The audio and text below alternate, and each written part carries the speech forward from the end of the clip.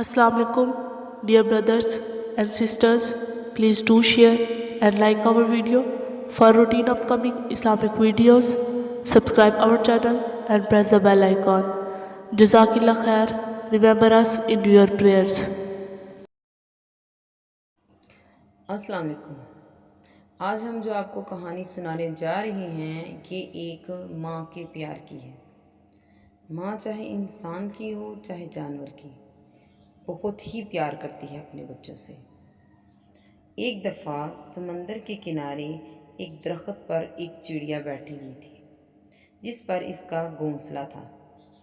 ایک دن تیز ہوا چلنے کی وجہ سے چڑیا کا بچہ سمندر میں گر گیا۔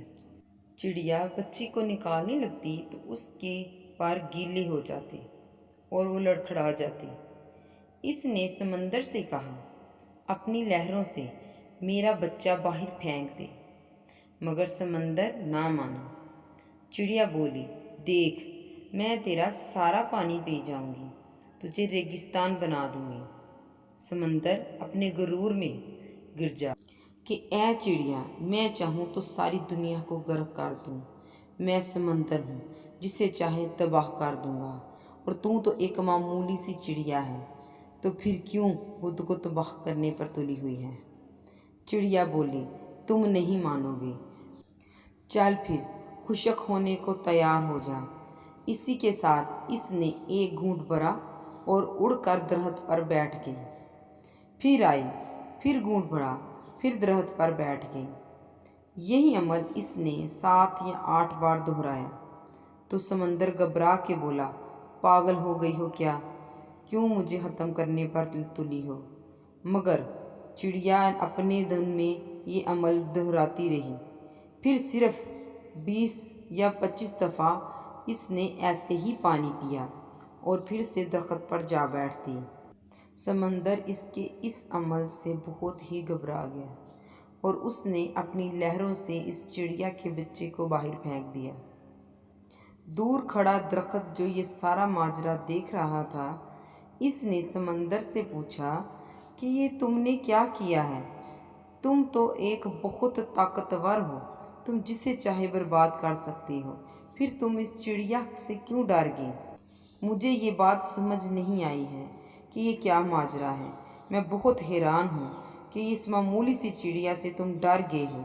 تو اس سمندر نے جواب دیا کہ میں اس چڑیا سے نہیں ڈرا ہوں، میں تو اس ماں سے ڈرا ہوں، اس ماں کے جذبے سے ڈرا ہوں۔ ایک ماں کے سامنے تو عرش بھی ہل جاتا ہے، تو میری کیا مجال ہے؟ جس طرح وہ مجھے پی رہی تھی، مجھے لگا کہ وہ مجھے ریگستان بنا دے گی۔ ایک ماں کے جذبات سب سے زیادہ طاقتور ہوتے ہیں، کیونکہ وہ جسے چاہے غرق کر دیتے ہیں۔ یہ سمندر اسی نے ایسے ہی خشک کر دینا تھا، اس لیے میں اسے خوف زدہ ہو گیا تھا، اس لیے میں نے اس کے بچے کو بھی باہر پھینک دیا تھا، کیونکہ ایک ماں ہی وہ ہستی ہے جو سب جھیل لیتی ہے پر اپنے بچے کو آنچ نہیں آنے دیتی۔ ہم سب کو چاہیے کہ ہم اپنے والدین کی عزت کریں اور ان کی نافرمانی نہ کریں۔